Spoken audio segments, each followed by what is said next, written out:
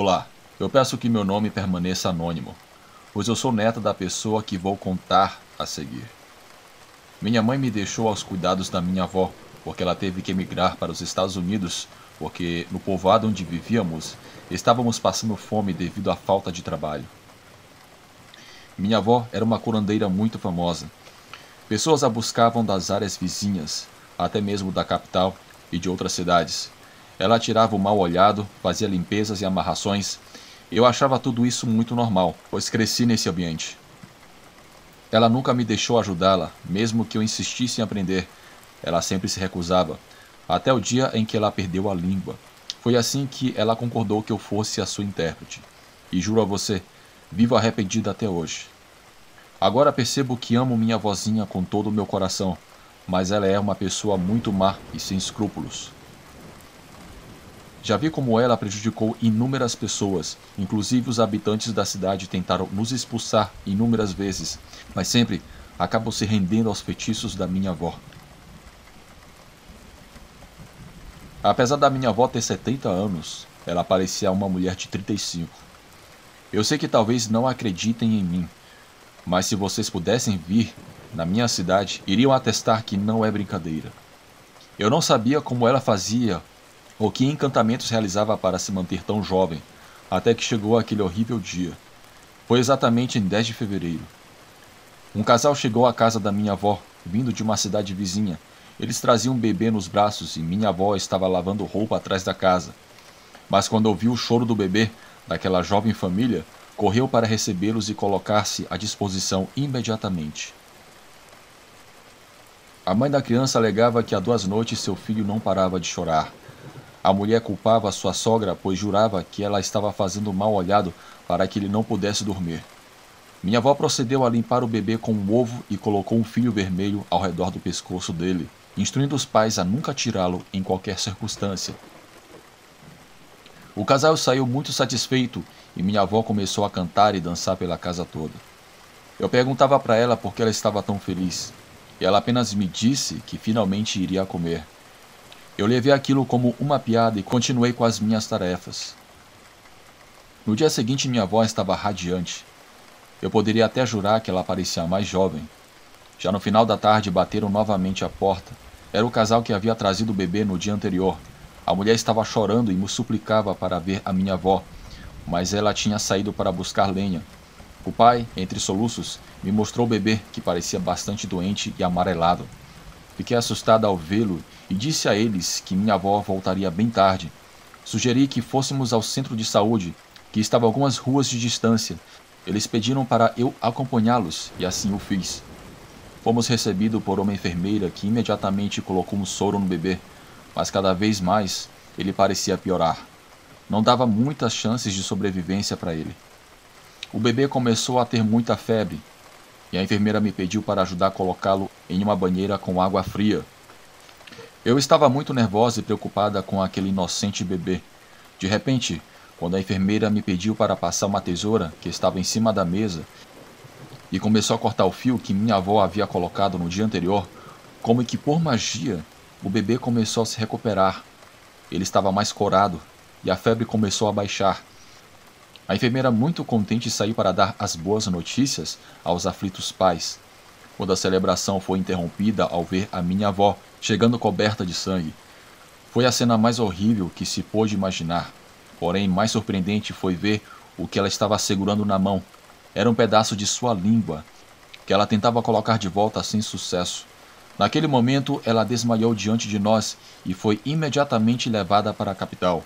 Ela ficou internada há vários dias e infelizmente não puderam fazer nada por minha avó. Ela havia perdido a língua e, como resultado, também a fala. Ao voltar para a cidade, todos sabiam daquele horrível acontecimento. O bebê, graças a Deus, agora está bem. Fiquei sabendo pelos vizinhos.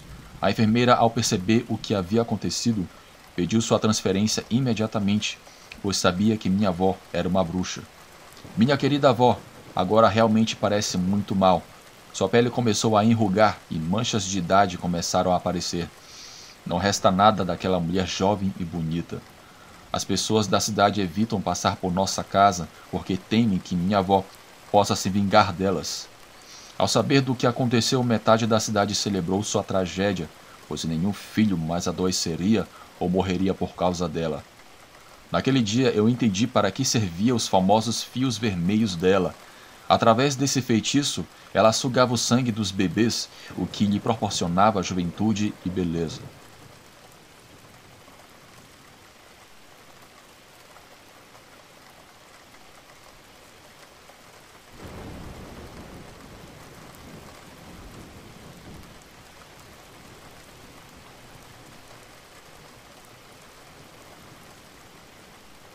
Se você se pergunta de onde somos, moramos em um povoado perto de Bacabal, Maranhão.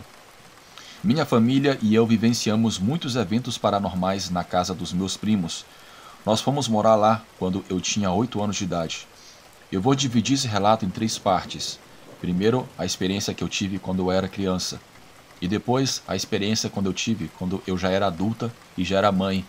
E uma experiência que aconteceu com outros parentes meus. A primeira experiência aconteceu ao lado da nossa casa. Morava uma vizinha chamada Dona Feroz. Ela tinha esse nome porque ela brigava diariamente com todos os vizinhos. Desde que chegamos, ela começou a ter problemas com os meus pais. Era uma pessoa muito rude e nos fazia muitas maldades.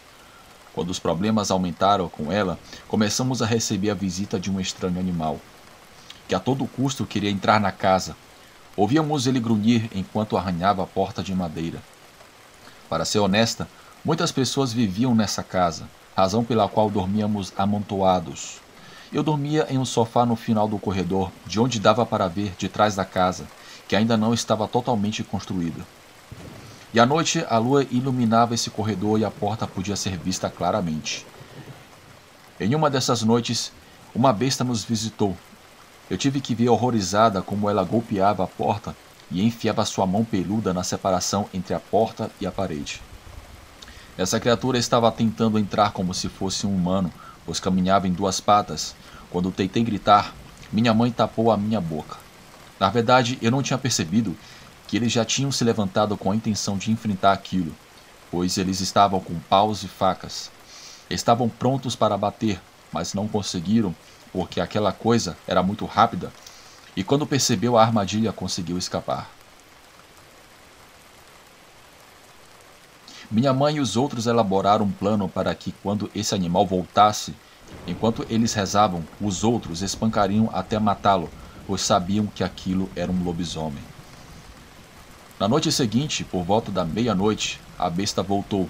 Eles prepararam tudo exatamente como tinham planejado. Meus tios e primos dizem que esse animal os paralisava quando tentavam atingi-lo. De nada adiantaram as rezas, pois mesmo fazendo aquilo, ele conseguiu escapar novamente. Passaram alguns dias e, eventualmente, aquela criatura retornou, mas dessa vez conseguiram atingi-la.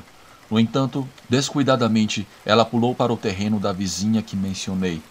Meus tios e primos correram até a porta da senhora para falar com ela e pedir permissão para entrar e matar a besta. Enquanto isso, os outros ficaram de guarda onde a criatura tinha pulado para impedir sua fuga. Para surpresa deles, depois de um tempo, a vizinha saiu muito irritada, amaldiçoando e gritando obscenidades, pois a Dona Feroz estava totalmente machucada no rosto e no corpo. Meu Deus, ela era o lobisomem. Não sei o que aconteceu, mas pouco tempo depois, ela fugiu. Me deu parte de sua propriedade porque não conseguiu lidar conosco. Eram cerca de 20 na minha família. Quando ela foi embora, os vizinhos comentaram que ela também os incomodava de diferentes maneiras. Ela queria sugar as crianças, às vezes roubava a comida delas, e isso era apenas com aqueles com quem ela tinha problemas. Os anos se passaram, mudamos de casa, mas quando íamos visitar a família, às vezes se ouvia do lado de fora da casa um grunhido aterrador. Lembro-me bem que, nessa época, eu já tinha completado 10 anos, e jamais esquecerei o que vivemos naquela vizinhança. A outra experiência aconteceu quando eu já era adulta e tinha meus filhos e já era casada. Aconteceu uma certa noite e foi uma terrível experiência. Um ser maligno invadiu a minha casa. Agora sei o que eu vi naquela noite. Eu estava no meu quarto quando de repente eu vi aquele lobisomem ajoelhado entre as duas camas dos meus filhos, que naquela época eram crianças. Minha cama estava em um canto e senti sua presença sinistra por volta das 3 horas da manhã. Abri os olhos e o vi cara a cara. Estava ajoelhado ao lado da cabeceira. Era aterrorizante. Ele tinha uma pelagem de cor avermelhada, mas não muito em abundância.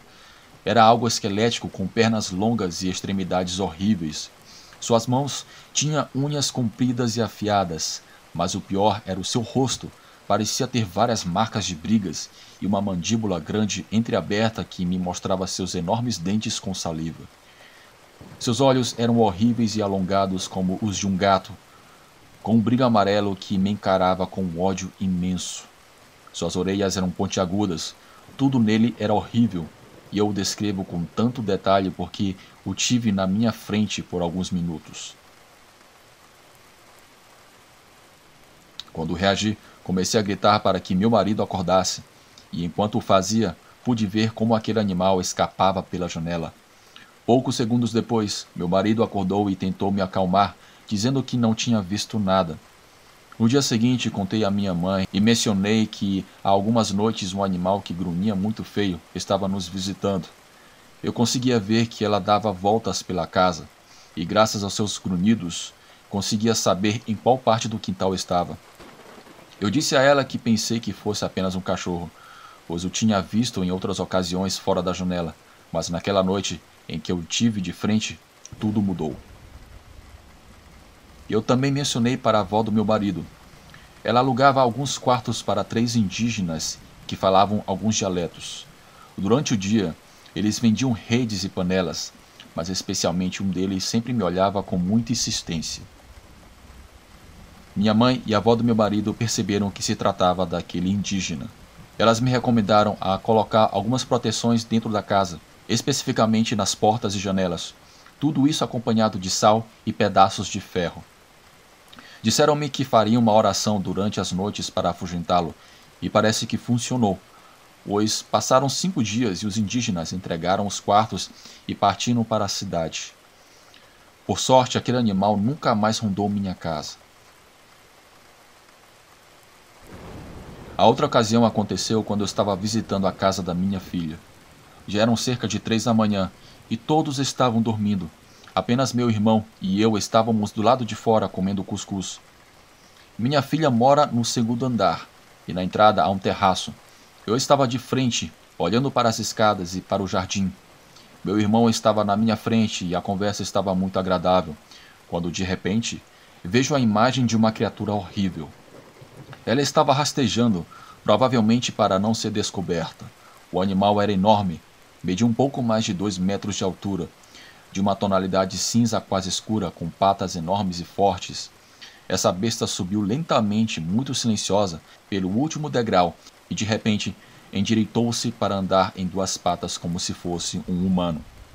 A diferença era que tinha um corpo de cachorro. Nervosa, eu pedia a meu irmão que ficasse quieto. A criatura híbrida virou a cabeça e nos encarou com os olhos enormes e um focinho muito grande. Nós ficamos paralisados, sentindo a qualquer momento que aquela coisa poderia nos atacar. Mas de repente foi embora, caminhando muito devagar pelo mesmo caminho que veio. No entanto, algo não fazia sentido, pois no primeiro andar, no pátio, estavam meus 3 cachorros da raça pastor alemão e não ouvimos nenhum latido. Acredito que essa criatura os dominou e apenas vimos como levou algumas coisas que havíamos guardados na varanda. O que aconteceu comigo foi real. Meu irmão e eu não conseguimos mexer um dedo até que o animal fosse embora. E essa foi a minha segunda experiência com o lobisomem. A próxima história aconteceu há muitos anos atrás. Meus pais estavam visitando a família no Pará. Eles moravam perto da serra e naquele vilarejo não usavam banheiro. Faziam suas necessidades nos campos. Aquela noite meus pais saíram para fazer suas necessidades. O terreno que usariam ficava à beira do caminho. Quando se preparavam para fazer suas necessidades, ambos viram alguém se aproximando em um burro e quiseram se esconder por vergonha. Eles ficaram em silêncio, e foi quando viram que à sua frente estava passando um enorme burro. Cheirava terrivelmente e tinha olhos completamente vermelhos. Aquele animal carregava nas costas um porco enorme, alguns coelhos e um carneiro. Eles ficaram surpresos e esperaram por um tempo para ver a que horas o dono do animal passaria, mas ninguém apareceu. Naquele momento concluíram que era um feiticeiro que estava caçando. Bem, naquela época, na cidade onde moravam, não havia iluminação pública, e algumas noites depois, meus tios, que gostavam de frequentar bailes até altas horas da madrugada, estavam voltando para casa. Nessa ocasião em que eles voltavam para casa, eles estavam na companhia de vários homens da cidade. Alguns deles carregavam lanternas de mão e vinham atravessando muitos terrenos acidentados. Só que dessa vez, no meio do caminho, viram um burro que os estava seguindo. Como eles estavam chapados na cachaça, eles começaram a fazer algumas travessuras com o animal. Porém, ele não deixava ser montado. De repente, perceberam que o burro não tinha cauda e tinha a mesma aparência de um cavalo.